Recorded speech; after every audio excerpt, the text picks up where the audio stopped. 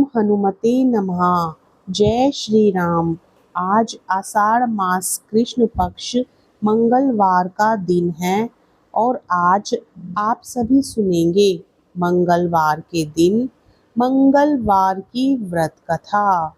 जो भी कोई मनुष्य पूर्ण श्रद्धा भाव और प्रसन्न मन से मंगलवार के दिन मंगलवार व्रत की इस कथा को सुनता है, हनुमान जी की कृपा से उस व्यक्ति के हर बिगड़े कार्य पूर्ण होते हैं, हर मनोकामना पूर्ण होती है। तो आइए पूर्ण श्रद्धा भाव और प्रसन्न मन से मंगलवार के दिन इस व्रत कथा को सुनते हैं। जय श्री राम, जय हनुमान।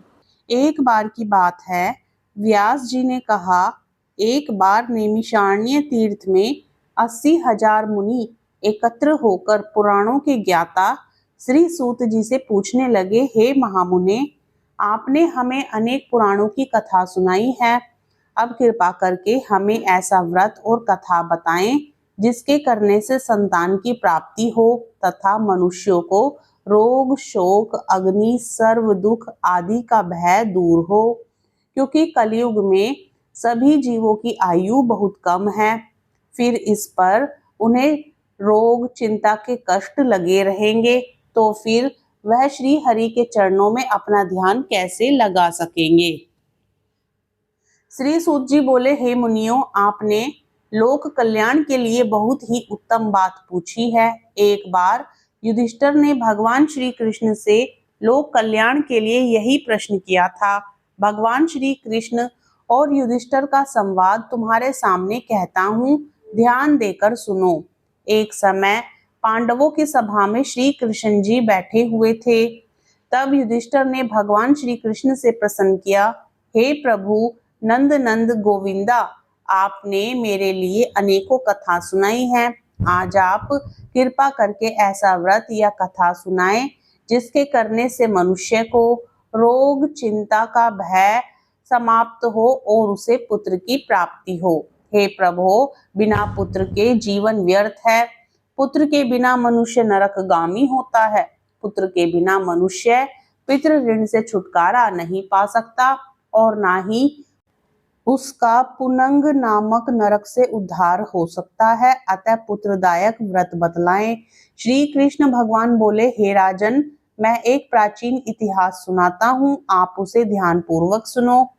कुंडलपुर नामक एक नगर था, उसमें नंदा नामक एक ब्राह्मण रहता था। भगवान की कृपा से उसके पास सब कुछ था, फिर भी वह दुखी था। इसका कारण यह था कि ब्राह्मण की स्त्री सुनंदा के कोई संतान न थी।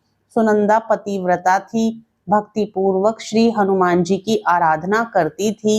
मंगलवार के दिन व्रत करके अंत में भोजन बनाकर हनुमान जी का भोग लगाने के बाद स्वयं भोजन करती थी।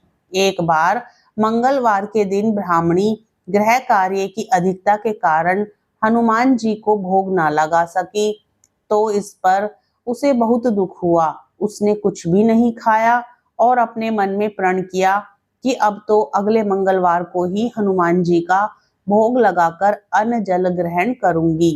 ब्राह्मणी सुनंदा प्रतिदिन भोजन बनाती, श्रद्धा पूर्वक पति को खिलाती, परंतु स्वयं भोजन नहीं करती और मन ही मन श्री हनुमान जी की आराधना करती थी। इसी प्रकार 6 दिन गुजर गए और ब्राह्मणी सुनंदा अपने निश्चय के अनुसार भूखी प्यासी निराहार रही। अगले मंगलवार को ब्राह्मणी सुनंदा प्रातःकाल ही बेहोश होकर गिर पड़ी। ब्राह्मणी सुनंदा की इस असीम भक्ति के प्रभाव से श्री हनुमान जी बहुत प्रसन्न हुए और प्रकट होकर बोले, सुनंदा, मैं तेरी भक्ति से बहुत प्रसन्न हूँ, तू उठ और वर मांग। सुनंदा अपने आराध्य देव श्री हनुमान जी को देखकर आनंद की अधिकता से विहल हो श्री हनुमान जी के चरणों में गिरकर बोली, हे प्रभु, मेरी कोई संतान नहीं है, कृपा करके मुझे संतान प्राप्ति का आशीर्वाद दें, आपकी अति कृपा होगी। श्री महावीर जी बोले, तेरी इच्छा पूर्ण होगी, तेरे एक कन्या पैदा होगी, उसके अष्टांग प्रतिदिन सोना दिया करेंगे इस प्रकार कहकर श्री महावीर जी अंतर्ध्यान हो गए। ब्राह्मणी सुनंदा बहुत हर्षित हुई और सभी समाचार अपने पति से कहा। ब्राह्मण देव कन्या का वरदान सुनकर कुछ दुखी हुए, परंतु सोना मिलने की बात सुनी तो बहुत प्रसन्न हुए। विचार किया कि ऐसी कन्या के साथ मेरी निर्धनता भी समाप्त हो जाएगी। श्री हनुमान जी की कृपा से वह ब्राह्मणी गर्भवती हुई और 10वें महीने में उसे बहुत ही सुंदर पुत्री प्राप्त हुई। यह बच्ची अपने पिता के घर में ठीक उसी तरह से बढ़ने लगी जिस प्रकार शुक्ल पक्ष का चंद्रमा बढ़ता है। 10वें दिन ब्राह्मण ने उस बालिका का नामकरण संस्कार कराया।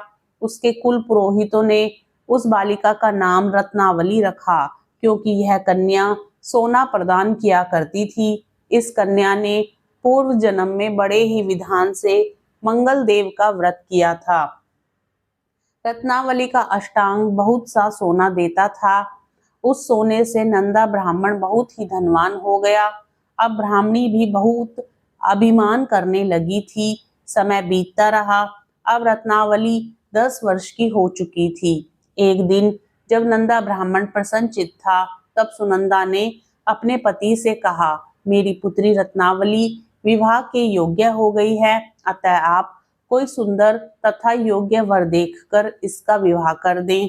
यह सुन ब्राह्मण बोला, अभी तो रत्नावली बहुत छोटी है। तब ब्राह्मणी बोली, शास्त्रों की आज्ञा है कि कन्या 8वें वर्ष में गौरी, 9 वर्ष में रोहिणी, 10वें वर्ष में कन्या, इसके पश्चात रजस्वला हो जाती है। गौरी के दान से पाताल लोक की प्राप्ति होती है, रोहिणी के दान से बैकुंठ लोक की प्राप्ति होती है, कन्या के दान से इंद्र लोक में सुखों की प्राप्ति होती है। अगर हे पतिदेव रजस्वला का दान किया जाता है तो घोर नरक की प्राप्ति होती है। इस पर ब्राह्मण बोला, अभी तो रत्नावली मात्र 10 वर्ष की ही है और मैंने तो 16-16 साल की कन्याओं के विवाह कराए हैं, अभी जल्दी क्या है। तब ब्राह्मणी सुनंदा बोली, आपको तो लोभ अधिक हो गया लगता है। शास्त्रों में कहा गया है कि माता पिता और बड़ा भाई रजस्वला कन्या को देखते हैं तो वह अवश्य ही नरकगामी होते हैं। तब ब्राह्मण बोला, अच्छी बात है, कल मैं अवश्य ही योग्य वर की तलाश में अपना दूत भेजूंगा। दूसरे दिन ब्राह्मण ने अपने दूत को बुलाया और आज्ञा दी कि जैसी सुंदर मेरी कन्या है वैसा ही सुंदर वर उसके लिए तलाश करो। दूत अपने स्वामी की आज्ञा पाकर निकल पड़ा। पंपई नगर में उसने एक सुंदर लड़के को देखा। यह बालक एक ब्राह्मण परिवार का बहुत ही गुणवान पुत्र था। इसका नाम सोमेश्वर था। दूत ने इस सुंदर व गुणवान ब्राह्मण पुत्र के बारे में अपने स्वामी को पूर्ण विवरण दिया। ब्राह्मण नंदा को भी सोमेश्वर अच्छा लगा और फिर शुभ मुहूर्त में विधि पूर्वक कन्यादान करके ब्राह्मण ब्राह्मणी संतुष्ट हुए। परंतु ब्राह्मण के मन में तो लोभ समाया हुआ था। उसने कन्यादान तो कर दिया था पर बहुत खिन्न भी था। उसने विचार किया कि रत्नावली तो अब चली जाएगी और मुझे इससे जो सोना मिलता था वह अब नहीं मिलेगा। मेरे पास जो धन था कुछ तो इसके विवाह में खर्च हो गया और जो शेष बचा है वह भी कुछ दिनों के पश्चात समाप्त हो जाएगा। मैंने तो इसका विवाह करके बहुत बड़ी भूल कर दी है। अब कोई ऐसा उपाय हो कि रत्नावली मेरे घर में ही बनी रहे, अपनी ससुराल ना जाए। लोभ रूपी राक्षस ब्राह्मण के मस्तिष्क पर छाया जा रहा था। रात भर अपनी शैया पर बेचैनी से करवटें बदलते बदलते उसने एक बहुत ही क्रूर निर्णय लिया। उसने विचार किया कि जब रत्नावली को लेकर उसका पति सोमेश्वर अपने घर के लिए जाएगा तो वह मार्ग में छिपकर सोमेश्वर का वध कर देगा और अपनी लड़की को अपने घर ले आएगा, जिससे नियमित रूप से उसे सोना भी मिलता रहेगा और समाज का कोई मनुष्य उसे दोष भी नहीं दे सकेगा। प्रातःकाल हुआ तो नंदा और सुनंदा ने अपने जमाई तथा लड़की को बहुत सारा धन देकर विदा किया। सोमेश्वर अपनी पत्नी रत्नावली को लेकर ससुराल से अपने घर की तरफ चल दिया। ब्राह्मण नंदा महालोभ के वशीभूत हो अपनी मति खो चुका था।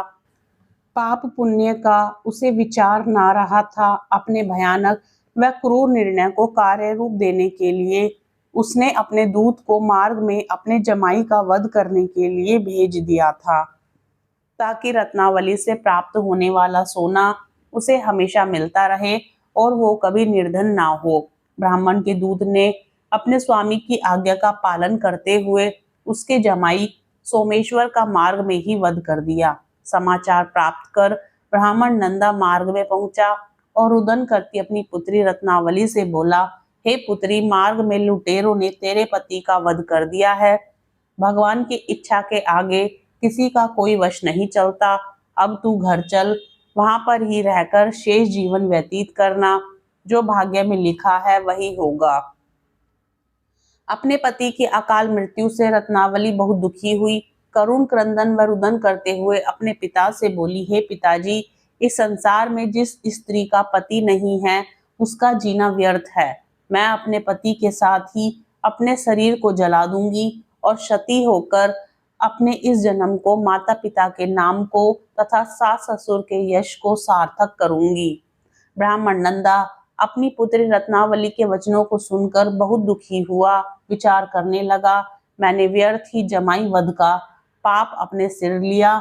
रत्नावली तो उसके पीछे अपने प्राण तक देने को तैयार है। मेरा तो दोनों तरफ से मरण हो गया, धन तो अब मिलेगा नहीं। जमाई वध के पाप के फलस्वरूप यम यातना भी भुगतनी पड़ेगी। यह सोचकर वह बहुत खिन्न हुआ। सोमेश्वर की चिता बनाई गई। रत्नावली सती होने की इच्छा से अपने पति का सिर अपनी गोद में रखकर चिता में बैठ गई।